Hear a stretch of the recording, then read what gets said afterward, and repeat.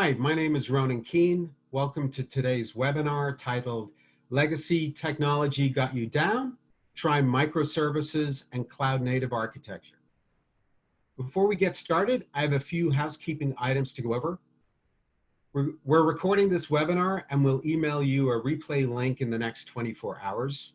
As an attendee, you'll get free access to Jason's latest white paper with the same title as the webinar. Your questions can be submitted anytime using the questions widget in the Zoom webinar window, and we'll save your questions for the last segment of the session. And we'd love for you to join the conversation. Please use the OpenLegacy hashtag in your social media updates.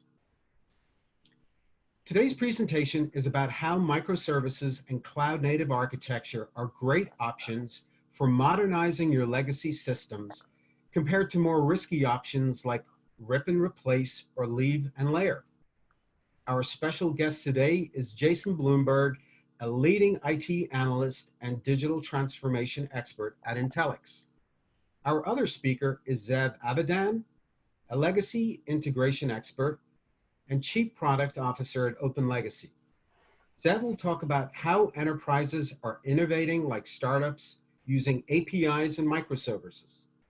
So without further ado, I'd like to hand it over to Jason Bloomberg. Well, thank you very much, Ronan. So a bit about me. I'm president of Intellyx, an industry analyst firm that focuses broadly on digital transformation. I write for a number of publications, and a few years ago, we put together our Agile Digital Transformation Roadmap poster. I'll have a URL where you can download that at the end of my talk. So just dive right into it. Modernization is a topic that strikes fear in the heart of CIOs around the world. It's always been a challenge, namely because there is a core modernization dilemma where you have two core options that neither one is really particularly good. So there's always been the rip and replace option, but you have some older technology. It's no longer meeting the needs in some way. Maybe the application is out of date. Maybe the hardware's going out of support, or some other reason. So you could just bite the bullet and rip it all out. That is risky. It's difficult. It leaves you with a gap as you try to replace older technology with new technology. It's very difficult to keep it during the transition. So many organizations opt for the second alternative, leave and layer, where you just say this older, just too much trouble to monkey with, so let's just leave it in place. Let's work around it. Maybe put APIs on it if we can. Older technology, that can be difficult, so maybe we'll use some sort of screen scraping technology, or maybe we'll just let it keep running, doing what it was doing, and try to make do with other technology in addition to the older technology. So either way, customers can be impacted, right? Older technology doesn't meet the needs of customers today, so even leaving it in place can often lead to challenges as well. So this is the modernization dilemma that organizations have faced in the past, right? And we're going to be talking about new approaches today. So the world of modernization has changed. There are many more options on the table now, depending upon the nature of the older technology. For example, modernize in place is often an option on mainframes. The mainframe platform continues to be a modern digital platform. So often you can take older technology, older applications on the mainframe and update them on the mainframe. That doesn't work often for other systems. It may not work on the mainframe either. So another key approach is to take a monolithic application, large, lots of code, maybe a lot of spaghetti code, maybe issues with the code because it may have been put together many years past, and modularize it in order to modernize it. So take a big monolith, break it up into pieces, or add pieces to it in order to build new capabilities in conjunction with older capabilities. And of course, everybody wants to somehow leverage the cloud. So the cloud can be a key part of this modernization story. And it may be, picking something up, sticking it in the cloud. So the lift and shift approach, that may or may not meet the needs, but in many cases, just picking up a legacy asset, putting it in the cloud, doesn't achieve the benefits of the cloud, doesn't give you any greater scalability, for instance. And it also leaves you with the older technology. Just because it's in the cloud, if it's the application that isn't meeting your needs, then that lift and shift approach isn't going to help. So leveraging the cloud successfully often it means a combination of different approaches. So it could mean migrating some pieces to the cloud because they still meet the need of the business, integrating old and new together. That may be on-premises to cloud, so maybe a hybrid IT solution, and it may involve some re-architecture of an older application in order to take advantage of the core benefits of the cloud. If you want something to be elastic and scalable, and what you have is an older monolith, you typically have to re-architect it. So it's usually some combination of these, and which combination is right for you really depends on your particular situation. So if we look at the progression of architecture, I talked about re-architecting for the cloud on the previous slide. We've been maturing our architectural approaches to distributed computing over the last, well, this is about 30 years now, right? In the 90s, we developed N-tier architecture as a way of building distributed architectures that could support massive websites, right? We would never have an eBay, for example, if we hadn't figured out how N-tier architecture worked, and so it did provide quite a bit of scalability, but it didn't provide a lot of flexibility, right? There was it was inherently static in many ways. So in the 2000s, we had service-oriented architecture, and with service-oriented architecture, we introduced this notion of abstraction, where we're taking older technology, abstracting the endpoints as web services in order to provide greater flexibility in terms of new capabilities that could now call upon these older assets. But one of the challenges with service-oriented architecture is that these web services, they were typically XML based. In the early days, they were all XML. We added REST toward the end of the SOA wave, but in the early days, it was all XML. And that really is all you had. Now, XML was great because it's a text-based format. Every computer understood it, right? It was very easy to deal with. It was very sort of least common denominator format, but it wasn't particularly intelligent. So we called essentially these web service endpoints dumb endpoints, in that there was no particular programmatic ability at the web service. It was really just an XML message, a SOAP message that it would exchange. So all of the intelligence then was brought into the middleware, and that's what we like to say. The phrase for service-oriented architecture is smart pipes, dumb endpoints. The pipes representing the middleware, the enterprise service buses, where the vendors would jump in and put a lot of capabilities into that middleware, including data transformation and messaging and security and performance capabilities, manageability. All this was piled into the middleware. For better or worse, it did give us a way of scaling access to legacy assets, but it was also very difficult to implement in practice. So SOA solved some problems, but it was still an overly difficult approach.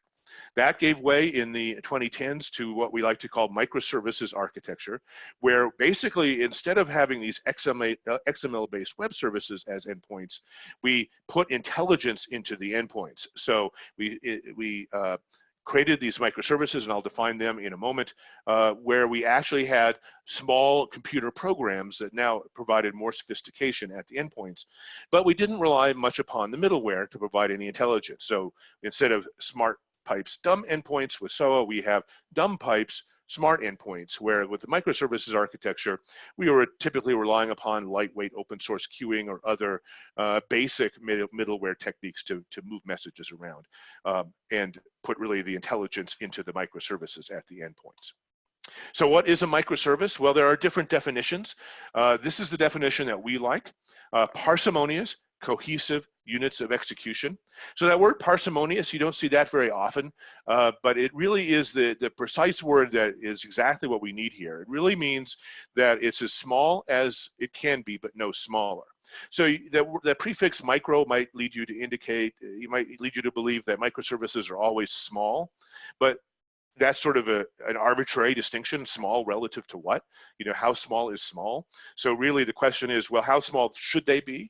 And they should be as small as is practical given the capability that you want the microservice to provide. So part of this is the notion of cohesion. Now, cohesion has been around for many years. It's been a principle of software development, I don't know, since the Smalltalk days or before, so 40, 50 years. And what it really means is that each bit of software should do one thing and one thing well. You don't want to have some big monolith that does a whole bunch of different things in one piece of code, right? Very inflexible, very hard to update. Instead, you want smaller pieces of software that each do one thing well. And if you need to do multiple things, you have multiple microservices, right? So it goes hand in hand with the parsimony benefit. So And then microservices are units of execution, right? This is in particular to contrast microservices with web services, which were simply XML-based endpoints. There was no execution in a web service, right? The execution was part of the middleware, right? The smart pipes. But with microservices, they're actually code, right? Where instead of just XML-based interfaces, so you're actually running some code. And typically a microservice will also have the runtime context for that code, right? So it could be, Tomcat, a servlet engine, or it could be part of the Docker or container infrastructure. But essentially the microservices can run in a sense on their own in the context of the containers that they're running in. So it's a very different notion from the web services that we had before. So what we see here when we think about the progression to microservices, we have not just the progression of the endpoints, right? From C++ based interfaces of the 1980s to the web services to microservices, but we also have this progression of architectures from monolithic, so monolithic application architecture, to ESB-based SOA, right, where it's middleware-centric intelligence. And now these microservices, that's that weird thing on the right, is supposed to represent just a large number of microservices. So that would suggest maybe we don't have all the architecture we need on the right there, right? There's a lot of different things, lots of microservices. Is how do we deal with all of the issues with having a lot of small pieces of software? And that is still one of the challenges that we have to talk about.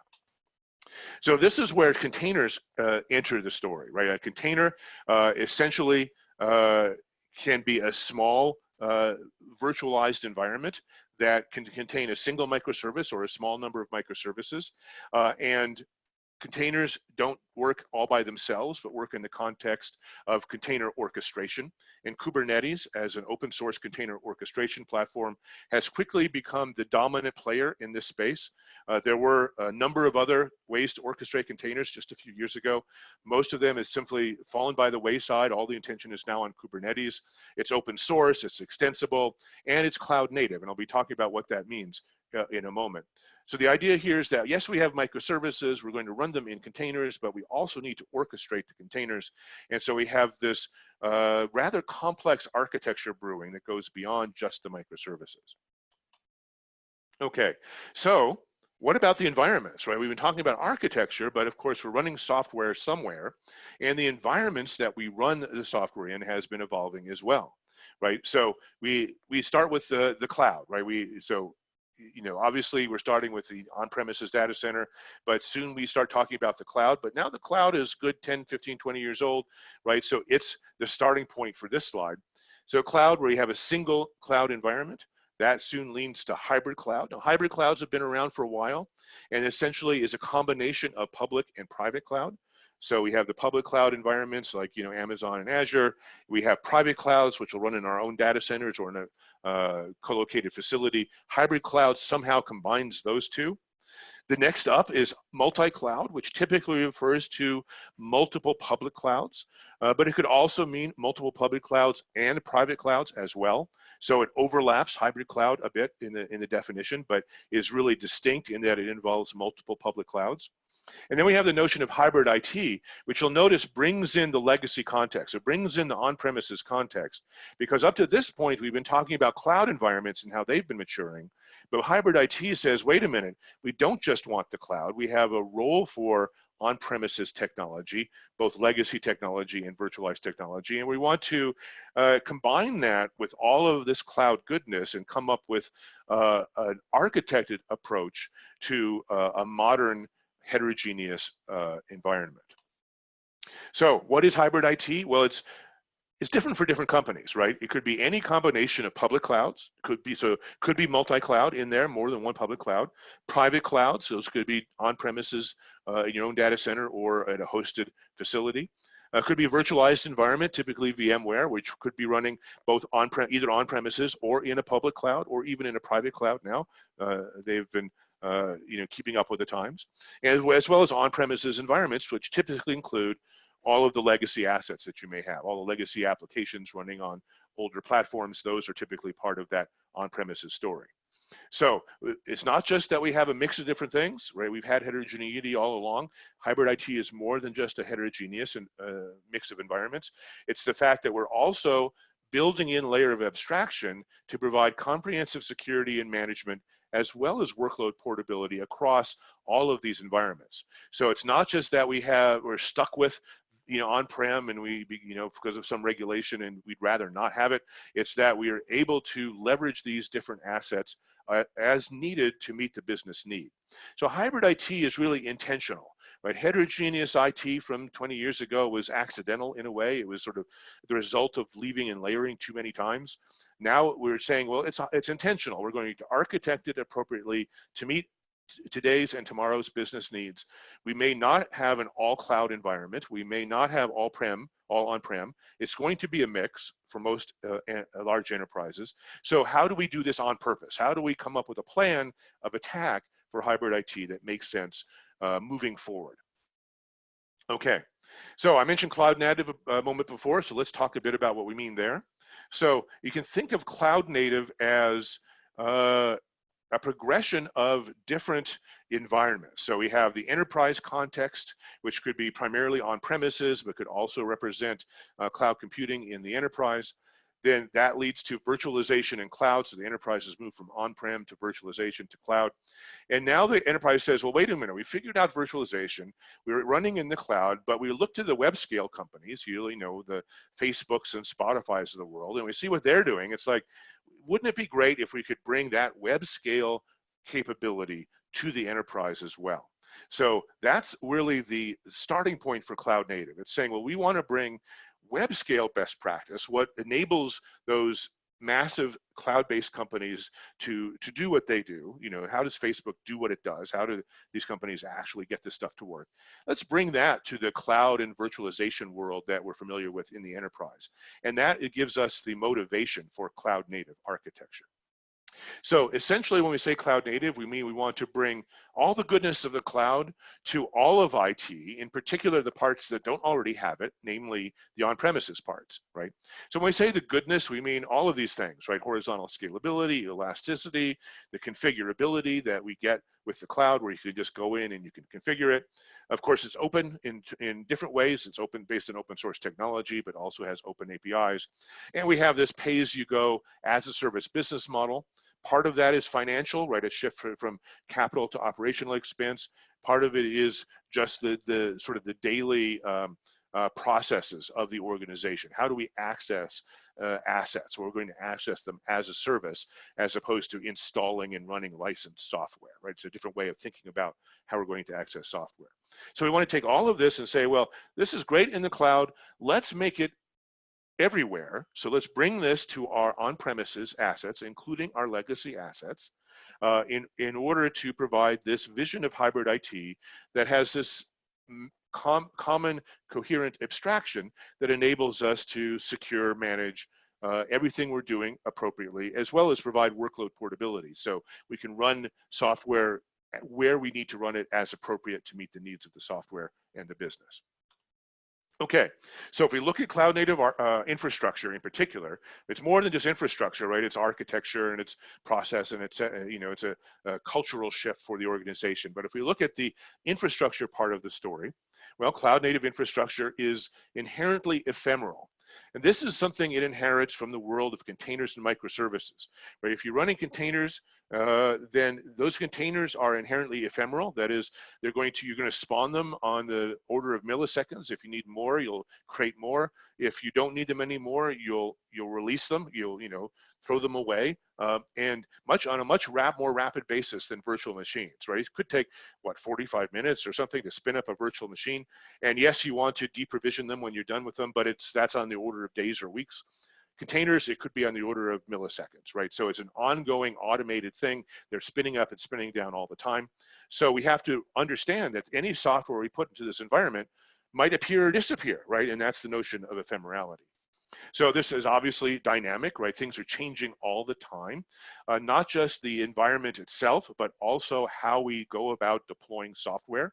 So we need to follow a DevOps approach, a continuous integration, continuous delivery approach that realizes that software is going to be changing all the time.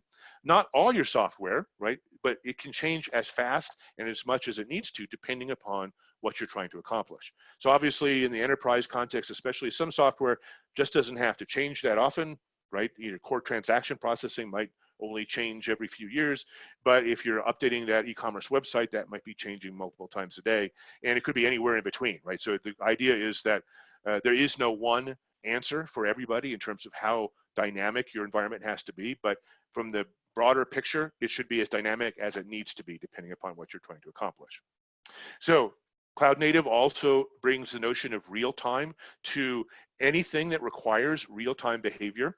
So processing has to be done in real time, which means it should be stateless, right? You're not going to keep track of information if you want to process data in real time, because there's just not enough time to do that. So you're going to have software that takes inputs, does what it's supposed to do, sends out an output, and is ready for the next task. And each individual microservice isn't necessarily paying attention to what the other microservices are doing around it.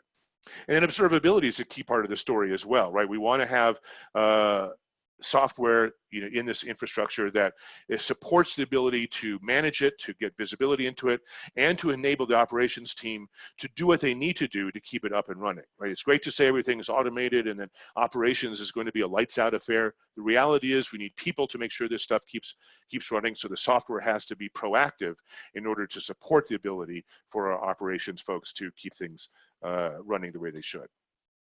So this is a slide you saw before, right? N-tier service-oriented microservices architecture. We're going to add cloud native to this slide. And this is the key point here, that microservices architecture is a precursor to cloud native architecture, but there are some fundamental differences, right? So you don't want to think of microservices architecture as the very latest and greatest approach, because we're learning more about how to scale microservices in the broader enterprise context, especially with this cloud native vision of how we want to do infrastructure. So with cloud native architecture, we have the smart endpoints for microservices, but we're going to have more intelligence in the middleware. And you can think of Kubernetes as a type of middleware. Nobody likes using the word middleware anymore because it's an old-fashioned term, but if you think about it, we're still talking about infrastructure software in between the applications and the data. So yes, we're still talking about middleware, but now it's intelligent, right? Kubernetes has a lot of sophistication, a lot of intelligence, along with all the rest of the Kubernetes ecosystem. So service meshes and all the other pieces, a lot of intelligence in that infrastructure software, in addition to the intelligence in the microservices. This gives us enormous power and flexibility that we really haven't had before, because we've always made a trade-off, right? The other approaches, the precursor approaches have always traded off flexibility and the intelligence of the software. Now we're saying, hey, wait a minute, we don't need to have those trade-offs anymore. So likewise, the hybrid IT slide, we can add cloud native to this as well as the next step beyond cloud native architecture. Now we're not replacing hybrid IT, right? Hybrid IT is still a modern enterprise priority. What we're saying is that cloud native architecture, it includes hybrid IT, but goes beyond just hybrid IT. So yes, cloud native architectures are typically hybrid in nature. That is, they're a mix of different cloud environments and on-premises environments. Not necessarily, it could depend upon your particular needs. Some organizations are 100% in the cloud, more power to them if they can get that to work. That may be what they need, but typical enterprises require on-premises components, both legacy assets that are now modernized, as well as virtualization on-premises. And cloud native architecture says, well, we're going to bring cloud best practices to all of this, right? And that's the essence of this slide here. So we talked briefly about DevOps, that cloud native computing is more than just the technology. It's also the people and process side. And so this is a key part of the story. So DevOps is not separate from the cloud native story, but another part of the story. And this has undergone a number of trends as well as we maturing the approach, right? Waterfall was the traditional software methodology approach up until the 90s. That led us to Agile. Agile's now been around for over 20 years. It's getting a bit long in the tooth, right? It's good for certain things, but has its challenges. And so we're trying to figure out, well, how do we address the challenges of Agile? Some of those come from Lean, focusing on software that works, enabling the whole team to take responsibility, right? And that is now a key part of this combination of Agile and Lean that we're calling DevOps. But if you look at what modern DevOps is for many organizations, it really focuses on building software. Right, so it's about the continuous integration part. Continuous integration you can think of as, how does a large team build software following the pattern that Git brings to the table. So, with the trunks and branches and committing to the trunk and dealing with testing in this Git-based environment. That's continuous integration, sort of a big picture. And a lot of organizations have figured out how to do that, right? Git is very popular and it's various open source and commercial incarnations. And a lot of organizations have really figured out how to scale their software development efforts following those best practices. But we're missing a piece here, right? CI is typically not separated from CD, but in reality, continuous deployment or continuous delivery, CD could stand for either one, is much harder to achieve in practice than continuous integration. So this is the next step. This is typically forward-looking for most organizations, getting both CI and CD to work together in a way that delivers software at the velocity the organization requires. That's the cloud-native next step for DevOps. So let's talk about, circle back around to the modernization story. How do we deal with legacy assets in a cloud-native world? Well, first of all, hopefully you understand now that we don't fundamentally want to get rid of them. That may be the answer, but typically it isn't. Instead, we fundamentally want to bring cloud best practices to them. And that's the cloud-native way of thinking. So how do we do that? Well, we need to modularize or abstract as appropriate. And we're getting more and more technologies and best practices for how to do that. We may be integrating, so we may be connecting new to old, or we may be leveraging microservices, and obviously that's technology that OpenLegacy has done a lot of great work on, so that it's obviously where we're headed with this story. But this is really the trend overall, is leveraging microservices, leveraging modern integrations, smart pipes, not dumb ones, and taking this abstracted, architected approach to legacy assets that brings cloud-native best practices to everything. So you can think of this as being modernizing how we go about modernizing, right? So fully modern modernization, right? Modernization itself has gone from rip and replace and leave and layer over time to this more modern approach, which is cloud-native, microservices empowered, leverages the best practices of APIs that we've hammered out over the years, and is part of this overall story of modern cloud-native hybrid IT. And that is, I think it's a really exciting story. So it's great to be able to help you tell the story here on this webinar. So that's it for my talk. So there's my email address. My Twitter handle is the eBizWizard. You can download the white paper that Ronan mentioned at go.openlegacy.com/IntellyxWP. If you want a copy of my Agile Digital Transformation Roadmap poster, that's at agiledigitaltransformation.com as well. So with that, I will turn it over to Zeev. Thanks for the great insights, Jason. So up next, for a look at how enterprises are innovating like startups using APIs and microservices, is Zeev Avidan. Thanks, Ronan, and thank you, Jason, for that really insightful presentation. So I'm Zeev Avidan, Chief Product Officer for OpenLegacy. And today I will talk a little bit about how can enterprises innovate like a startup? What does that mean? Also, I will touch on this new paradigm shift for legacy technology and legacy modernization that Jason mentioned. And specifically, I will talk about what the OpenLegacy approach is to that type of modernization or that type of digital journey. And lastly, I will talk a little bit about two customer stories that I think will help kind of crystallize what the difference is and what the impact is of those kinds of approaches in terms of the business impact for an actual customer. So when we're talking about modernization, legacy modernization, it's important, based on the lessons of the last decade, it's important to start from the endpoint, meaning it's important to start from where do I want to go?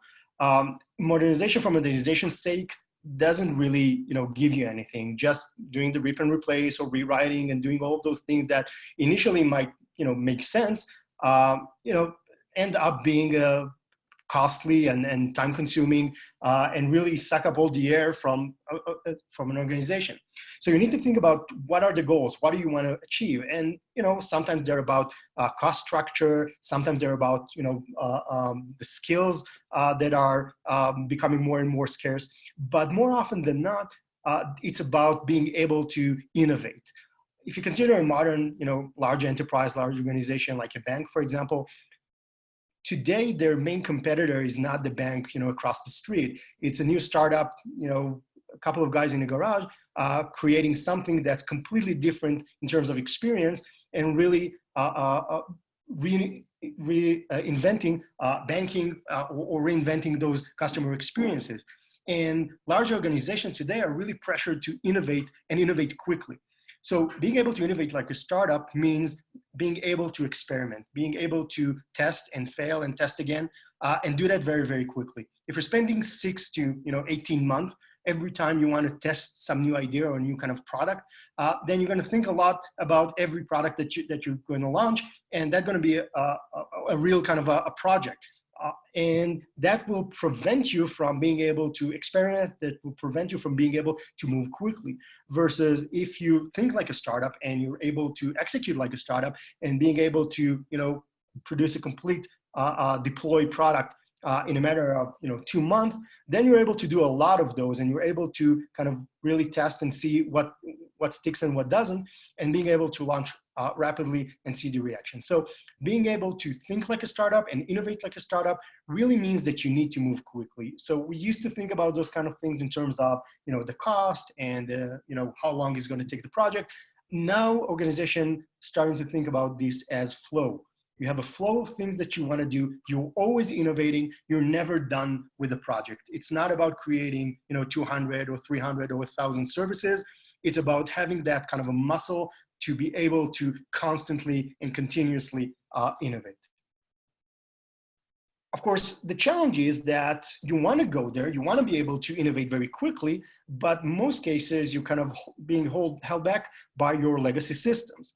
And legacy is, there's a lot of definition to what is legacy. I mean, one definition that I like is legacy is everything that already went to production, but that's of course going to the extreme. But in today's world, you can basically think of everything that's on-prem and not cloud native as legacy. So this will include, your traditional mainframes and AS400s, but also things like, on-prem Oracle applications or SAP implementations that are not in the cloud, consider legacy, and for a good reason. As Jason just mentioned, the smart pipes and the dumb endpoints is considered legacy by now. So really all of these different types of assets and really complex IT that has been built layer upon layer upon layer all through the years really holds you back. While you're trying to move to a more of a microservices-based approach and really trying to move to hybrid IT and then eventually to cloud-native implementations in IT, that really is the big challenge. And of course, at the end of that, there are the different digital channels that you want to be, you want them to become basically your system of innovation.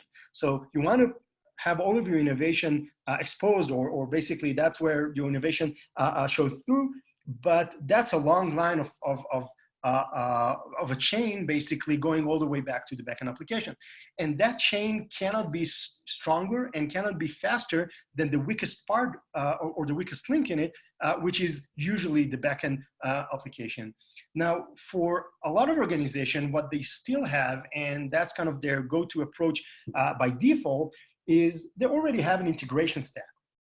And that integration stack is usually middleware based. So your typical SOA based architectures, ESBs, and different layers upon layers of messaging and brokering and queuing mechanisms and things of that nature that are really providing a lot of the things that today, if you want to move to a modern approach, a cloud-based approach, all of these things are supposed to be in the infrastructure. They're not supposed to be as part of the architecture, but those middleware basically they bundle a lot of business logic together with all of those concerns that have nothing to do with the business logic.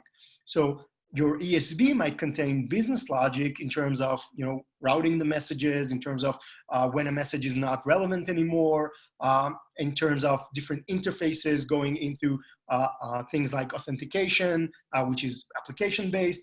A lot of these concerns are bundled together, and that really makes it a challenge to innovate, because every time you're trying to add, a digital channel or make a new or create a new digital service, then you get stuck in this process of trying to iterate on a multi-layer, multi-technology, multi-team environment. Just consider the amount of people that are involved in every kind of generating service or even modifying a service. You have the backend people, the legacy skill people, they need to make changes, maybe create facade programs, maybe make some changes. You have the integration people, really needing to customize for almost every different digital channel. And then on top of it, you kind of slap on the API management, because that's, you want to move to an API-based strategy. So all the API concerns on top of the middleware. So now you have 2 layers of authentication, 2 layers of, data mapping and brokering and all those things. And on top of that, there's the front end people doing things that are specific to the digital channel. That's a lot of teams, a lot of people, and a lot of stakeholders that are involved in any kind of a change, any kind of a new service that's, being created. And that kind of a setup, functionally, it will work. You will have your APIs. They will be, eventually ready, but that's not a digital strategy. That's not a modern strategy, and that's not allowing you to innovate like a startup. So basically, that's the old way of doing things, and still it's pretty popular because, that's the default. That's what a lot of organizations have, and it's hard for them to imagine a world without the need for a middleware. But such a world definitely exists, and such a world exists in organizations, as large as the Netflix or a Facebook.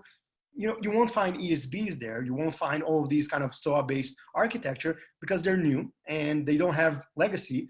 So what can you do about it? So this is basically the alternative or the modern approach to how you deal with those types of challenges. And I will speak specifically about the OpenLegacy solution, but it is a concept, a larger concept, that really enables you to move to a cloud-based or a cloud-native approach. And the idea is, instead of having a large middleware stack, all of those ESBs and so on and so forth, you're basically leveraging 2 major trends that came from outside of the enterprise, but really have moved into the enterprise environments. And the first one is code generation. Code generation really kind of took off with Ruby on Rails, but then really exploded with JavaScript, and now it's basically everywhere. So any kind of modern software development has a lot of boilerplating and code generation engines, and really that's a very powerful concept. And the reason it's powerful is because it allows you to do things that are very specific, very targeted, very kind of tailor-made to the problem that you're trying to solve, but because they're automatic, they're also very scalable. So you can introduce them into your DevOps pipeline, you can automate them, you can use CLIs to do those kind of things.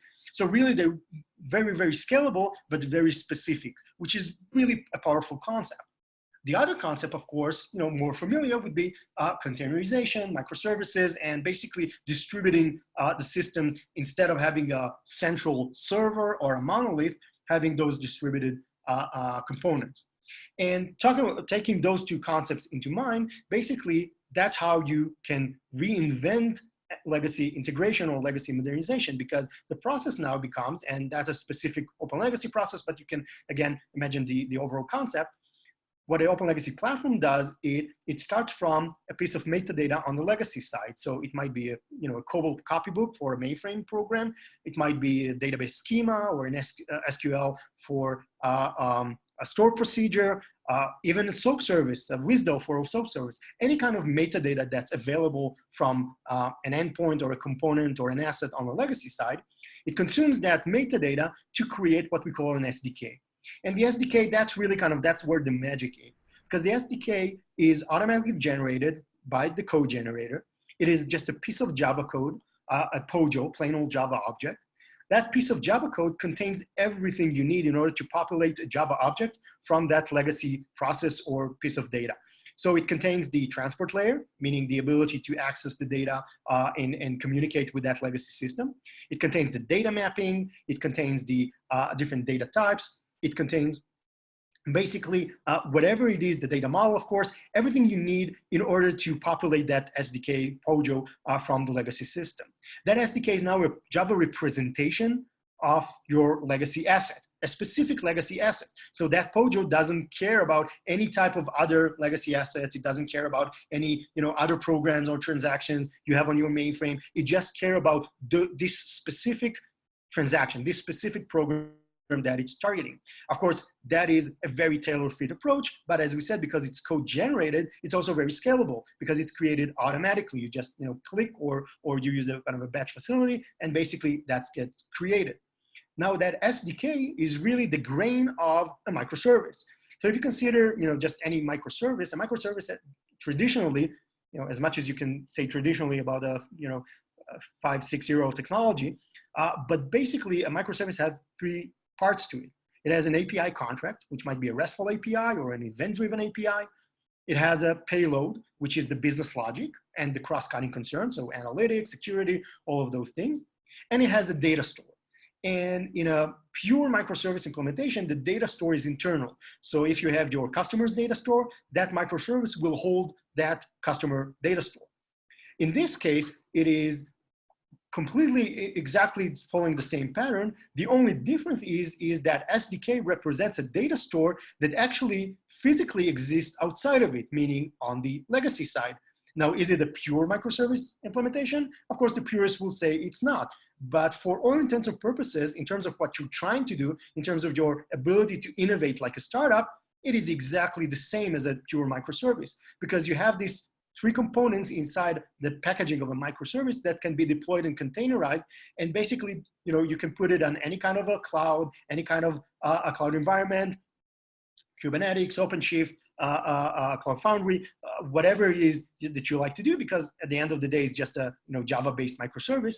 And then you can move to really a cloud-native approach, which is doesn't require you to make any changes on the legacy side. So it's not a migration process, but it does give you all the benefits of moving to the target environment that you choose and really be cloud native in terms of how you go about it. So in terms of your development efforts, in terms of innovating, that microservice is now the full representation of your legacy assets.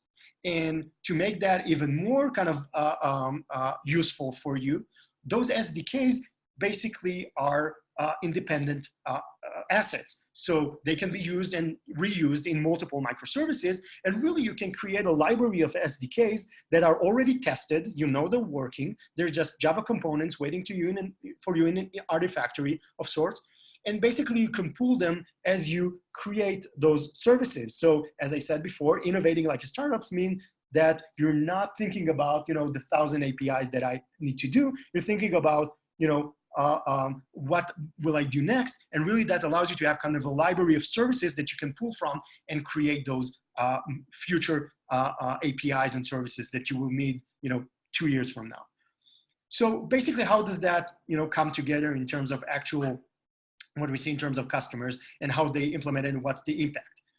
So the impact of that approach can be pretty dramatic. I mean, it can be a real game changer for organization trying to move to a digital kind of journey and really become truly digital.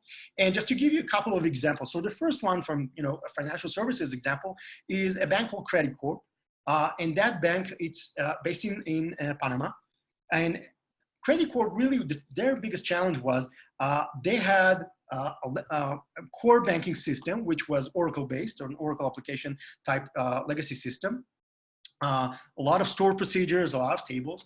And they really wanted to move to kind of a digital transformation because they realized that creating new experiences for their customers really became a hassle for them. It took a long time. It was hard for them to innovate. And really, they wanted to get a deep understanding of their customer needs, but not only get that deep understanding, but also execute on it and provide their customers with the best experience possible. So that entails, of course, aggressive timeframe for deploying new APIs, which they were not able to meet based on their, that's the traditional integration technologies. They wanted a focus on microservices as a way to get there. And also, of course, as Jason mentioned, it's not just a technological change, it's also a culture change. So you need a technology that will help you basically define the different responsibilities and the different boundaries between the team in a way that basically remove dependencies from one another. And their kind of thinking about it was not just in terms of, oh, we need to create 100 APIs. It was really, how do we build an ecosystem and a platform to enable us, all of our vendors working together, enable us to really create a process for innovating very, very quickly into the future. And in terms of basically what they did is we engaged with them as OpenLegacy. They implemented the platform, the approach that we've seen previously, the SDK approach, and basically the results for them was pretty kind of game-changing because that entails, as an overall kind of team efficiency, process efficiency, it was 65% less development time and 50% fewer resources, which is a huge benefit because what we're trying to do is really reassign your resources to deal with the business logic, with the innovation. You don't want your resources to focus on the infrastructure and the integration parts. These things don't have any value. You just want them, ready-made. They were able to eliminate a lot of integration layers, which of course translate into some cost saving, but also in terms of the complexity that's removed and the simplicity that now emerges from your infrastructure. That also dramatically remove the risk. You have less things to worry about. And so the risk is removed from things going wrong. And also, of course, because it's not a rewriting effort, there's no risk in your rewriting or recreating the code. And of course, there's a side benefit just because now we're talking about kind of a direct approach from a microservice directly to the legacy application. Of course, performance, it's a side benefit. For some, it's the most important benefit, but they saw around 300% faster performance in terms of versus their previous architecture. So that's a nice benefit. Also, again, you need to have this performance in order to be truly digital. You need those services to be consumable and usable in, for example, mobile applications and user experiences. A different case study is about an insurance company called ILM, and their main driver was DevOps. So they're an S400 based shop. And of course, migrating away from their S400 system was not an option. It's a pretty robust system. It works very well. It serves them with everything they need. But of course, as all legacy platforms, it doesn't play well with others. And specifically their problem, and again, it touches to the speed element of it, they wanted to move, or the way they saw it, they wanted to move to a DevOps environment where really they have a pipeline for their development that reduces time dramatically. Basically, the way they put it is that every time they put a service in production, it's already obsolete. And that really was the challenge that they were trying to kind of solve. And for them, being the DevOps, being the key driver, really what they implemented in terms of the process was a pipeline that is relying on the exact same process. So we're seeing the problem from different angles, but it's exactly the same problem. How do you simplify, eliminate layers, and really move to a very easy to use cloud native setup? So they were able to eliminate a lot of manual processes using the OpenLegacy platform, really automatically creating those SDKs, promoting those SDKs. They really started from a Jira as a requirements management all the way to automatic deployment using Jenkins. The code was placed inside Bitbucket, and then eventually automatic deployment to the cloud environment of their choosing. And basically that was enabling them to really move extremely fast. And how fast? I mean, in terms of the results, new policy entry process, moving from 4 months to 5 minutes. That's game changing completely. And we're talking about 5 minutes for, beginning to end, from requirement all the way to deployment. Now, I'm not saying that every organization can move as fast to deployment, but even if it's not 5 minutes, even if it's a full day, I mean, just imagine the impact on the business if you're able to do those kind of things that quickly. I think the moment for them where it really kind of crystallized is that that insurance company, they wanted to engage with a bank in order to sell insurance to the bank's customer. And for the first time, while doing those negotiations, the IT was able to deploy the services needed for that cooperation 2 months before the commercial agreement was signed. And for an organization that used to think of IT as the bottleneck, that was really the aha moment of realizing that now there are basically the demand basically determines how fast they can go. So it's no longer the IT being the bottleneck and determining the pace of the organization. It's really the demand and what they can think of in terms of the commercial side that determines the pace of movement. And that is exactly what being digital is all about. That is exactly what moving like a startup is being all about. Being able to answer the demand from the business side as quickly as possible, and really having the business side determining the priorities and the pace of change.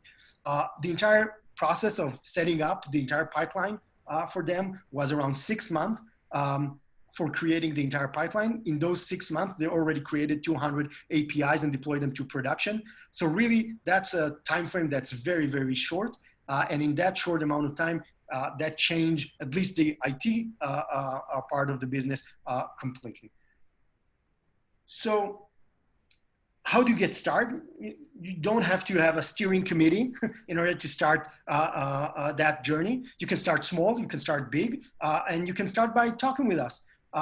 We have numerous ways of engaging. You can schedule a personalized demo where we can show you basically the key concepts of what we just talked about, but in more details.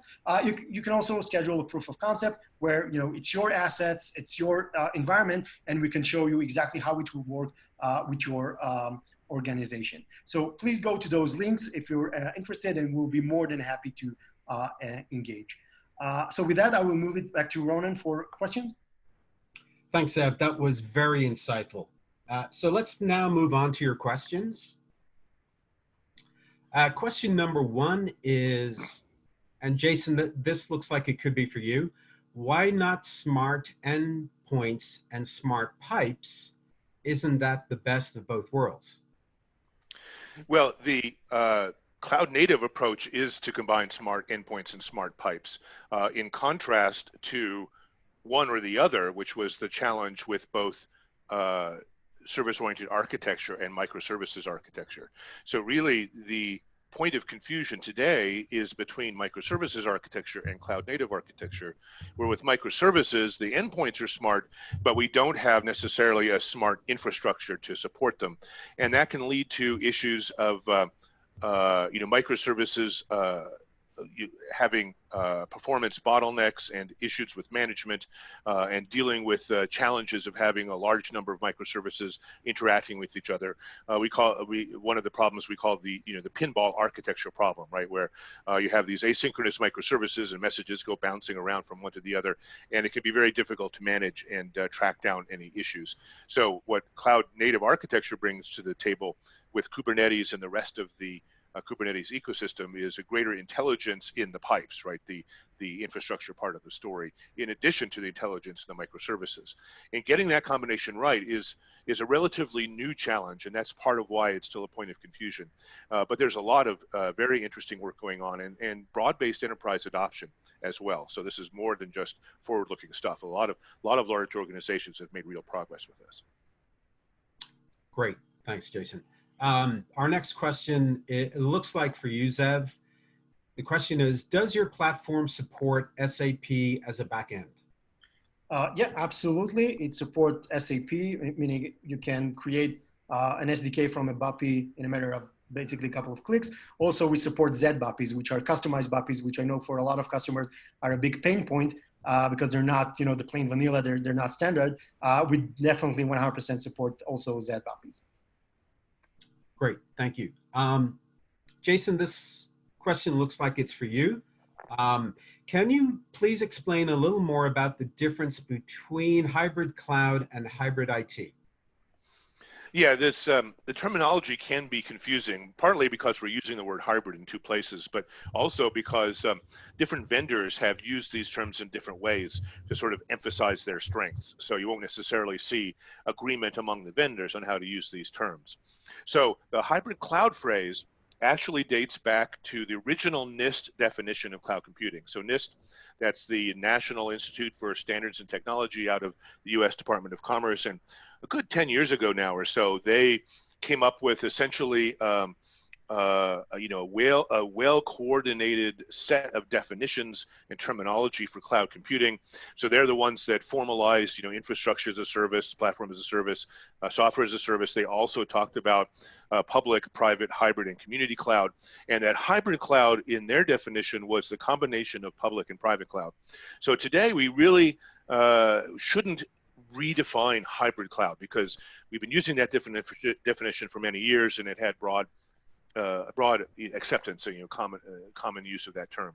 Hybrid IT, though, is more of a slippery term, because it doesn't have that kind of standard government official stamp of what it means. But from my perspective, it means any combination of public cloud, private cloud, on-premises virtualized infrastructure, or legacy infrastructure. So it's really any or all of the above, depending upon what you're trying to accomplish and what assets you have in place.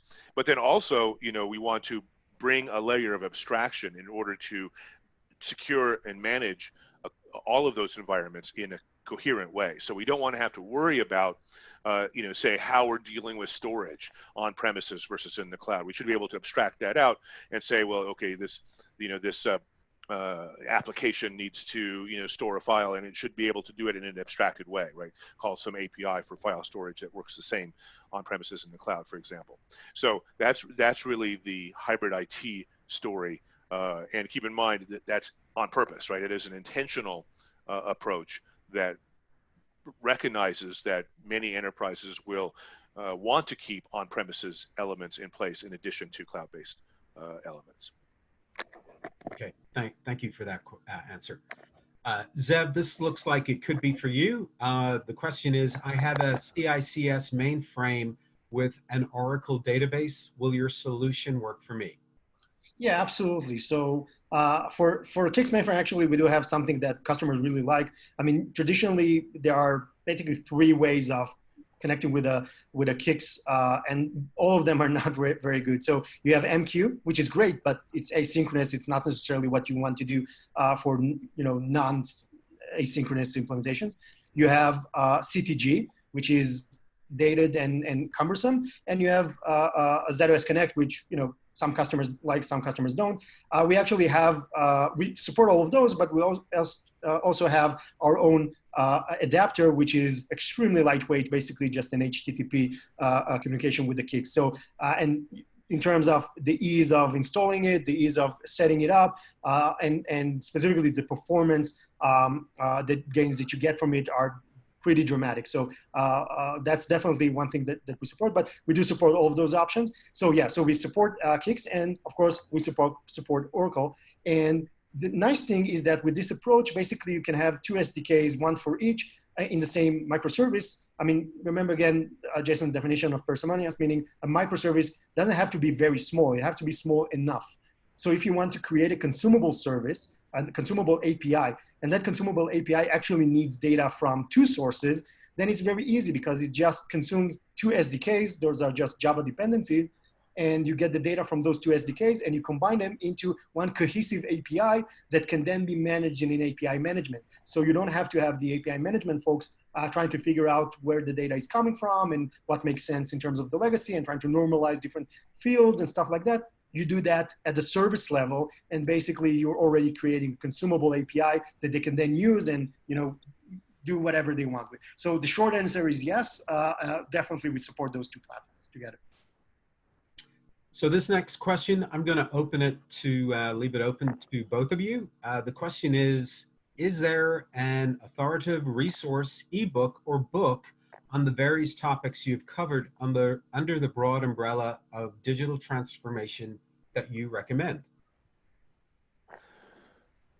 So, go ahead, Yeah, go Jason. ahead. I can't think of one. So if you have an answer, then go for it.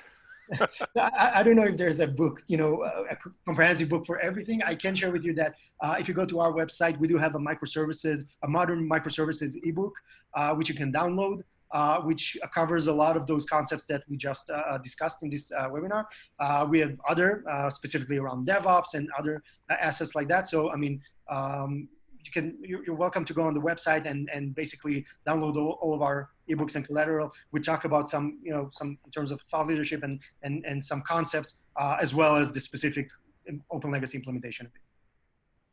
Great. Okay, thank you for that. So that concludes our questions.